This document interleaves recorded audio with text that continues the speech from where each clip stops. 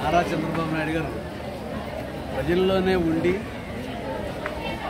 24 గంటలు కూడా పర్యవేక్షిస్తూ వరద నివారణ చర్యలు కానీ, వరదల్లో చిక్కుకుపోయిన వారికి పునరావాస కేంద్రాలు ఏర్పాటు చేయడం, భోజన సదుపాయాలు ఏర్పాటు చేయడం రాష్ట్ర వ్యాప్తంగా పర్యవేక్షిస్తూ ఉన్నారు.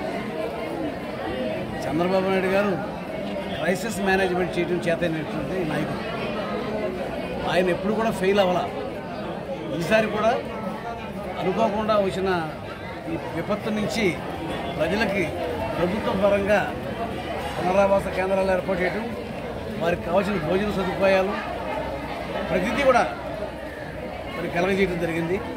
ఇందులో ముఖ్యంగా పవన్ కళ్యాణ్ గారు, చంద్రబాబు నాయుడు గారు కలిపి ప్రజలకు పిలిపించారు. ప్రభుత్వమే కాకుండా పార్టీ నాయకులు కూడా ఇందులో భాగస్వాములు కావాలని. అదేవిధంగా జనసేన నాయకులు చాలాసార్లు భోజన సదుపాయాలు కలగజేశారు. నేను మొన్న వచ్చినప్పుడు జనసేన నాయకులే భోజన ఏర్పాట్లు చేశారు. ఇవాళ ఈ భోజనం ఏర్పాట్లని బొబ్బా గోవర్ధన్ గారు అమెరికాలో ఉంటారు. ఆయన ఇక్కడ ఈ రోజున లంచ్ ఏర్పాట్లన్నీ కూడా ఆయన ఏర్పాటు చేసినవే. మరి జనసేన, తెలుగుదేశం, బీజేపీలు కలిపి రాజకీయ పార్టీలు కూడా ప్రజాసేవలో భాగస్వాములు అవడం అనేది ఇది మొట్టమొదటిసారి కనపడతా ఉంది. మరి ఆ రకంగా మోటివేట్ చేసింది మాత్రం పవన్ కళ్యాణ్ గారు, చంద్రబాబు నాయుడు గారు. ఇవాళ ప్రభుత్వం సకాలంలో స్పందించడం వల్ల ఇవాళ విపత్తు నుంచి ప్రజలు కోలుకోగలిగారు.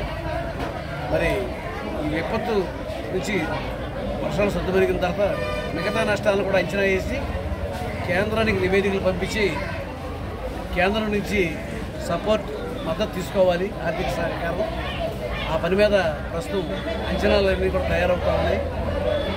ఏది ఏమైనప్పటికీ ప్రకృతి వైపరీత్యాలు వచ్చినప్పుడు ప్రజలకు అండగా నిలబడటంలో ప్రభుత్వం విజయవంతమైంది. పార్టీ నాయకులు జనసేన కానీ, తెలుగుదేశం పార్టీ కానీ, బీజేపీ కానీ వారు కూడా ఈసారి భాగస్వాములై ఈ సమస్యలకి ప్రజలకు అండగా నిలబడినందుకు అందరినీ కూడా హృదయపూర్వకంగా అభినందిస్తారు.